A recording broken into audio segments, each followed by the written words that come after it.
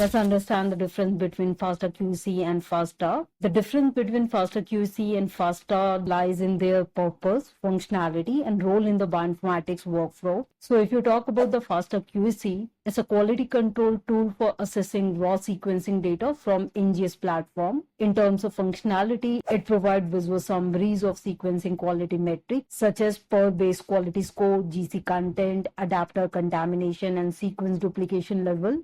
In terms of input format, it works with FASTA-Q, BAM, or SAM files containing sequencing rate. It ensures the sequencing data is free from artifact or error before downstream analysis, example, alignment or variant calling. Whereas FASTA is a test-based format for storing nucleotide or protein sequences. In terms of functionality, it represents sequence with single letter code preceded by descriptions lines, for example, header and the name. It is used universally for storing reference genome, query sequence, or protein data. It facilitates sequence alignment, data searches, example BLAST, and annotation tasks. So the key difference between FASTA-QC and FASTA in terms of primary use is that FASTA-QC is used for the quality control of ingest data, whereas the FASTA is used for sequence storage and alignment. In terms of input file, FASTA-QC uses FASTA-Q, BAM, or SAM, whereas FASTA is a text-based sequence file. In terms of output, in FASTA-QC, you will be getting HTML reports, while FASTA is a sequence representation.